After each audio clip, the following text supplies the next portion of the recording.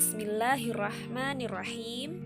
Assalamualaikum warahmatullahi wabarakatuh. Apa kabar anak-anak Umi yang soleh-soleha? Semoga sehat selalu dan tetap semangat.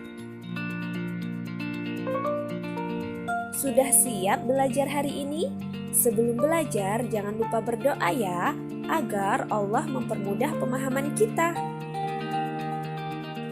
Di semester 2 ini kita akan melanjutkan materi sejarah Islam pelajaran 6, yaitu materi tentang masa dewasa Nabi Muhammad SAW.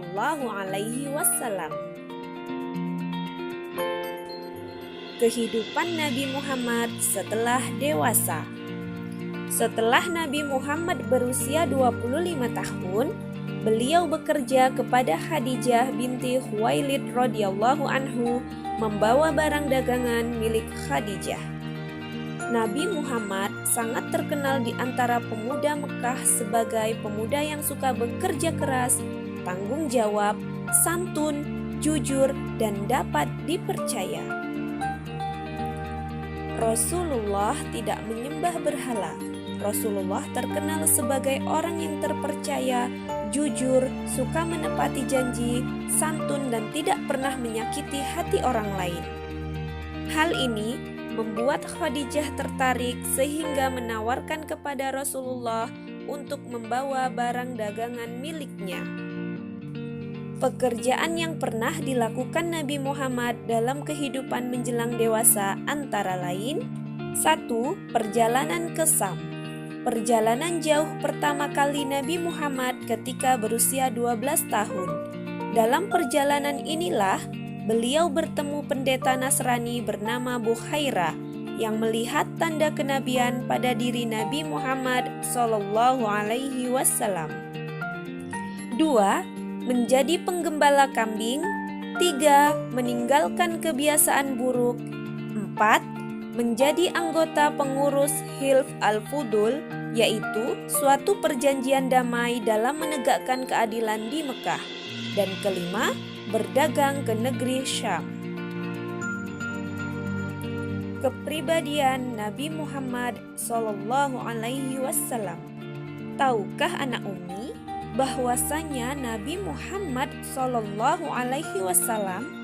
memiliki 4 sifat terpuji yang utama, yaitu sidik, berkata benar, amanah, dapat dipercaya, tablik, menyampaikan, fatonah, cerdas dan bijaksana. Oleh masyarakat Arab, Nabi Muhammad diberi gelar Al-Amin. Gelar Al-Amin diberikan karena perbuatan dan perkataan Nabi Muhammad SAW senantiasa dapat dipercaya. Nabi Muhammad SAW menikah dengan Khadijah binti Khuwailid. Ketika usia 25 tahun, Nabi Muhammad menikah dengan Khadijah binti Khuwailid yang berusia 40 tahun. Paman Nabi Muhammad yang mendampinginya ketika menikah adalah Abu Thalib. Dari pernikahannya dengan Khadijah, Nabi Muhammad mempunyai 6 anak, yaitu 2 laki-laki dan 4 perempuan. Peristiwa peletakan Hajar Aswad. Ketika Nabi Muhammad berusia 35 tahun, kaum Quraisy memperbaiki Ka'bah yang keadaannya sudah mengalami kerusakan. Semua pemuka kabilah dari suku Quraisy bermusyawarah dan memutuskan untuk memperbaiki Ka'bah yang rusak. Setiap suku di Mekah bergotong royong. Mereka membantu pekerjaan itu secara sukarela. Ketika pembangunan telah selesai sampai batas tempat Hajar Aswad, terjadilah perselisihan. Masing-masing kabilah merasa paling berhak untuk meletakkan Hajar Aswad pada tempatnya semula, dan tidak ada yang mau mengalah. Pembangunan berhenti selama 4 atau 5 hari. Suasana Ka'bah semakin panas. Para pemuka Quraisy berkumpul untuk bermusyawarah. Salah seorang orang tua bijaksana yang dihormati, yaitu Abu Umayyah, berkata, "Wahai kaum Quraisy, serahkanlah masalah yang kalian pertentangkan itu kepada orang yang pertama muncul dari pintu masjid ini. Kita serahkan kepadanya dan biarkanlah dia yang memutuskan."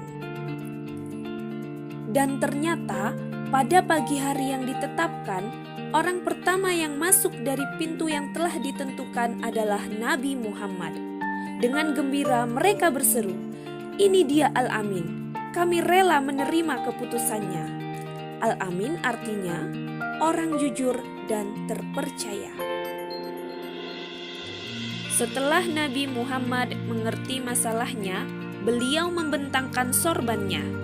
Hajar Aswad diletakkan di tengah-tengah sorbannya dan mengangkatnya bersama-sama.